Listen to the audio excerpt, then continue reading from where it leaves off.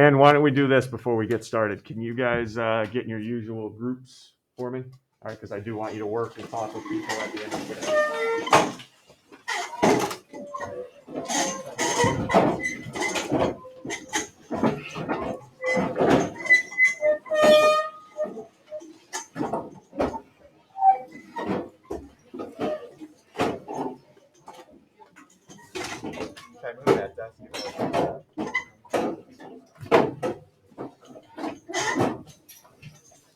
Thank you, everybody. Thank you. All right, let's get this started with some maybe some familiar vocabulary, maybe not familiar vocabulary. What I want to do today is how to name a triangle. Okay, how to name a triangle. First thing, how to name a triangle based on its side lengths. All right, there's 3 different names you can have based on for a triangle based on the side lengths. The first one, what if all sides are congruent? They all have the same length. That's an equilateral triangle. Yes, equilateral. When all sides are the same length, I call it equilateral. Good deal. What if 2 are only the same? Cal? Isosceles. Yep, that's a tough one to spell. We're going to be abbreviating that boy a lot. Yeah, better believe it. Isosceles. 2 sides equal isosceles. And then what if none of the sides equal each other? They're all different. Anybody know that one? If they're all different? Molly? What is it? Scalene. Perfect. Great job. Scalene. Okay. Just leave it on that box there, Frank. Thank you very much. All good? So that's based on just by its sides. All right, well, what if I don't know anything about its sides? What if I know something about the angle measures? This first one here, notice how I put arc marks? They're all congruent. Okay, now, yes, you could call that equilateral because if the angles are equal, so are the sides. So I could call that equilateral. It also has another name. If I just know the angles are equal, ready? It rolls off the tongue pretty nicely. Equiangular. Equiangular. Okay, equiangular. Also equilateral. Because if all 3 sides or all 3 angles are equal, so are the sides. Yes. All right, look at that next triangle. All I popped in there was 105. You don't even need to know the rest. You don't even need to know the rest. What do you think, Zach? Everyone, if you have an angle bigger than 90, it's called obtuse. Well, if you have an angle that's bigger than 90 in the triangle's called obtuse as well. Good. Good. It doesn't matter what the other 2 angles are. As long as I have one angle bigger than 90, done. Done. Obtuse. All right, we don't have to spend time on the next one, do we? What do you got there? That's a right triangle. Got my nice right angle symbol in there.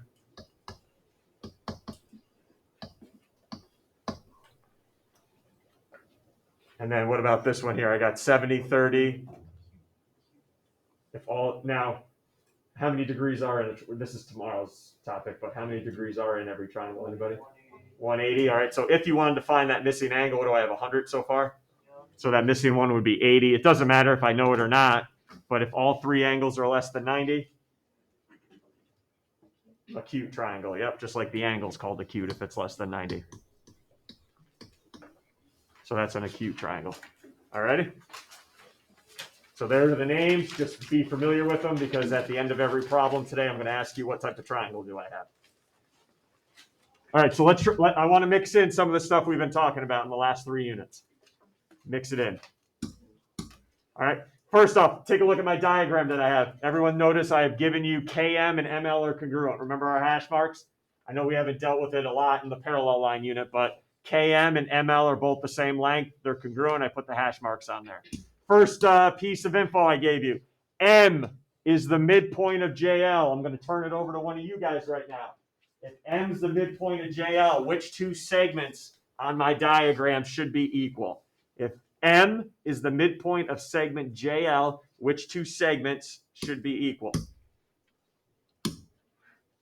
16, 16, 16. Carter, go ahead. What 2 segments up here, boss, should be equal? JM and LM. Great job. JM is congruent to LM. Ready? Watch me mark it on the diagram. JM and LM. Well, now don't I know from the givens, all 3 of those are equal now, aren't they? JM, ML, and KM, aren't they? They're all equal to each other. Everyone agree? Okay, so good job, Carter, helping us out with that. Now what I want to know, triangle JKM. Find it. JKM. Find that triangle in the diagram. Because you got 3 triangles in the diagram, but I want JKM. JKM. This one right here. I want to know what type of triangle it is. Scalene, isosceles, or equilateral. Ooh, well, I'm going to have to know something about the sides. And I only know that, what is that, KJ? KJ is 0.75. Let me turn it back over to you guys. Can you find me any other side lengths? And remember, I told you this whole thing was JL was 1.5. Can you find me any other side lengths in triangle JKM other than the 0.75? Here we go. Talk to me. Have a discussion. Not here. 2. 22. Aiden. Talk to me. JM equals 0.75 as well because the whole line, JML is 1.5, and since M is the midpoint, that means JM has to equal 0.75. Everyone agree that this is 0.75 right here? And then what about KM? Line segment KM? Also 0.75, right? Because we just discussed all 3 of those are equal now.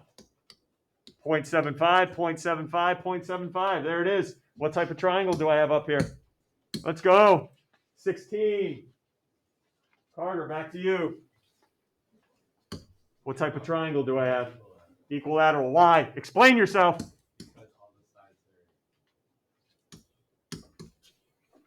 I was waiting for a word there. Equilateral because, there you go. I like it. Because all sides are congruent.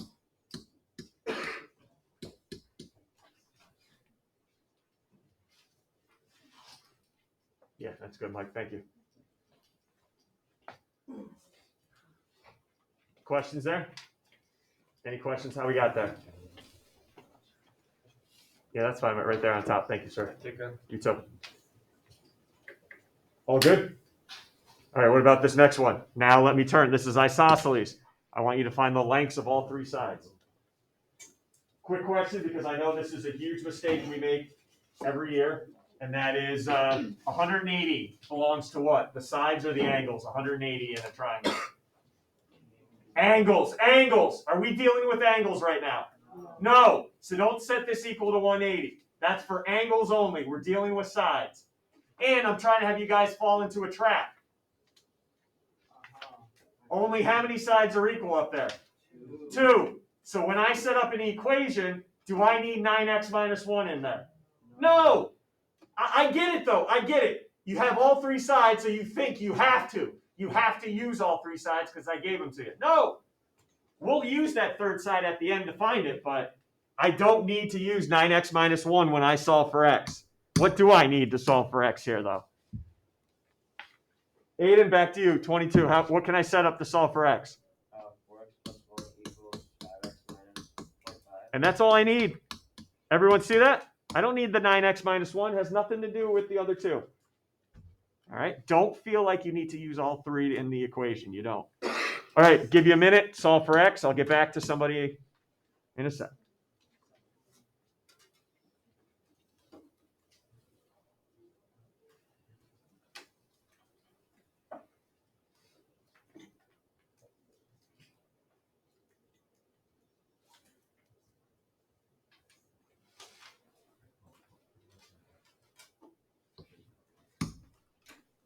Take your time whenever you're ready.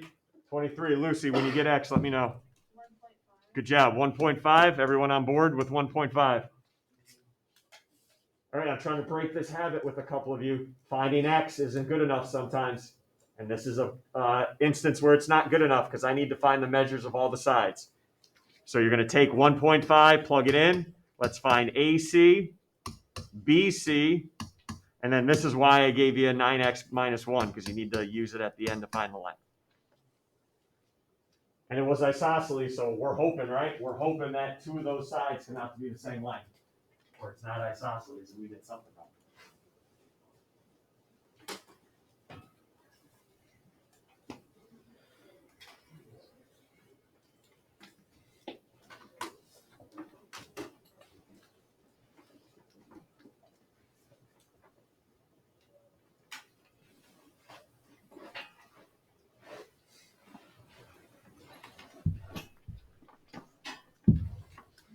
4 when we're ready. Via, when you're ready. Good. And it better, right? It better be. Right? It better be, because what type of triangle was this? It was isosceles, which means 2 sides are equal. And then what about AB, which should be different? 12.5. Great work. Not bad yet, right? Not bad. Again, I'm trying to incorporate stuff we did units 1 through 3, and that is the case when we go on to this last problem. Find the measures of all sides in DEF, and let's classify it by its sides. All right, so I'll give you guys, go ahead. Let's graph it, let's label it. And don't worry about using a straight edge or anything, just connect them. All right, we're not grading your graph.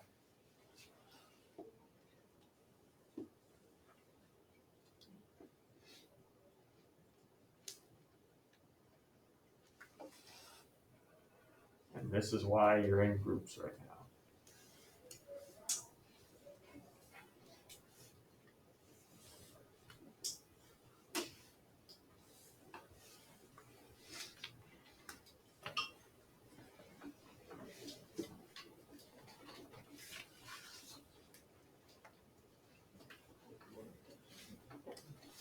Okay, so let's talk. Everyone's got a graph.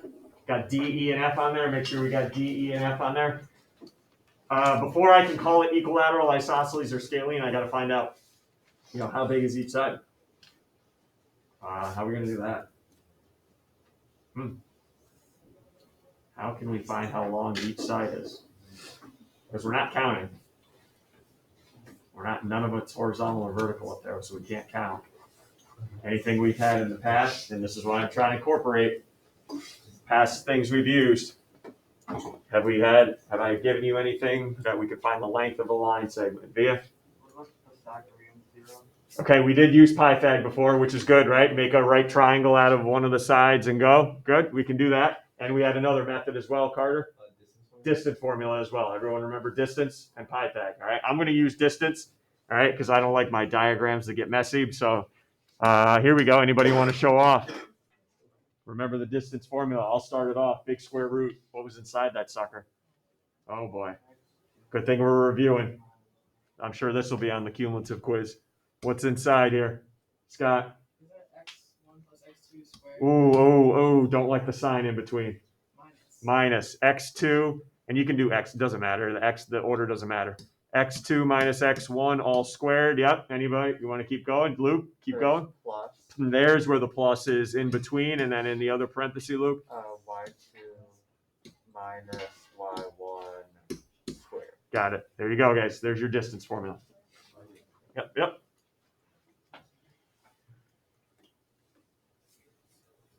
All right, big decision for one of you right now. Big decision. 6. Big decision here, Stella. I'm going to do one. We're going to do one as a class, and you get to pick which one we'll do as a class. And then the other 2 you're going to do in your groups. DE. DE? Everyone ready for DE? Okay, you got it. So here we go. DE equals big square root. I need to know the x coordinates of D and E to subtract them. How about the x coordinates, the D and E? 17. Who we got over there? 17, not here. How about 18? 18, Adrian, what do you got for your x coordinates for D and E? -5 and 2. Okay, so everyone ready? -5 minus 2, all squared, plus, I need the y coordinates now for D and E. Adrian, going back to you again, y coordinates. 9 and 1. Okay, 9 minus 1 all squared. Order does not matter in distance. All right, you guys ready? -5 minus 2. -7, right? Square it. 49. Okay, stop. Anytime you square it, you should get out what type of number? Always. Okay, keep that in mind. I don't care if I square a negative or a positive. I'm always going to get a positive number out. So 49 plus 9 minus 1 all squared. 64, here we go. You have to add them first. Have to add them. 100 and, okay, everybody stop now. 113. Now we are in an above average class, so my expectations are a little more than what it would be in any other geometry class. Simplest radical form. All right, we worked on this first unit, trying to put something into simplest radical form. So let's see if I can break down 113. You need to see if there is a perfect square that goes into 113. Let's review again. What do I mean by perfect squares? Any example of a perfect square you want to throw at me? Okay, 100. That's a pretty diesel one there. What other perfect squares do we have? 81, 9, 49, 25, 64, 4, 16. Okay, again, do I need to memorize them? No. How am I getting all these? How am I getting 4? 2 squared, 3 squared, 4 squared, 5 squared. That's how I'm getting these numbers. Do any of these numbers go into 113 evenly? No. Evenly? No. I don't know. You guys are the one with the calcs, right? Do any of them go in evenly? 4 into 113, 9 into 113. Any of them go in evenly? No remainder.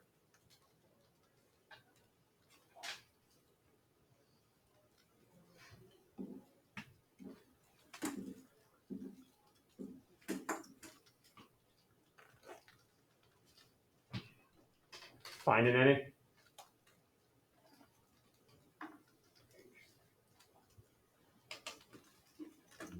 And that is because there are none. Correct. That is as simplified as it can get. So DE is the square root of 113. I'm going to leave it like that.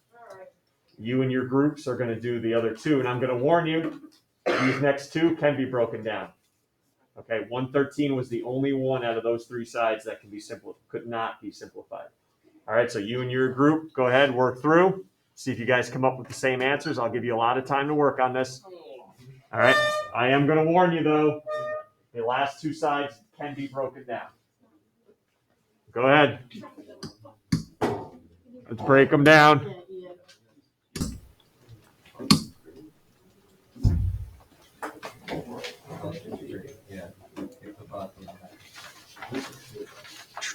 Just let me get my answer key here, ready to roll. All right, let's start with FE then. FE. Instead of using numbers here, any group want to take FE. Think they're confident in your group. FE. Zach, confident in your crew over there? What do you got, FE?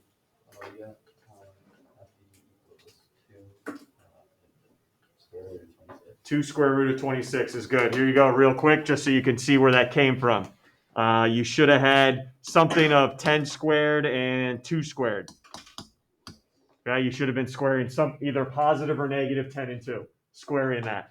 That gave you the square root of 104, which can be broken down. The biggest perfect square that goes into 104 is 4. 4 times 26. You could take the square root of 4 as 2, and then you put the square root of 26 right with it. Okay, so that's that one broken down. So do I have 2 equal sides yet? No, not yet, right? Okay, so I'm not too sure yet. I can't call it anything. I don't have 2 equal sides yet. How about, what are we left with? DF? Another group want to take DF, confident? Via, what do you think? What do you and your crew think there? 3 radical 5 is good. Yep. All right, here you go. Where'd 3 radical 5 come from? You should have squared some type of 6, positive or negative, and some type of 3, positive or negative. And we should have ended up with the square root of 45. What was the biggest perfect square that went into 45? 9 times 5.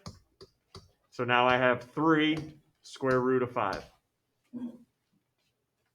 Okay, so let's talk. Here are all 3 side lengths. Give me a good name for this triangle then. If those are all three side lengths. Equilateral, isosceles, scalene, and back yourself up. One, George. Scalene. Why? No sides are equal. There you go. Scalene, because no sides are equal.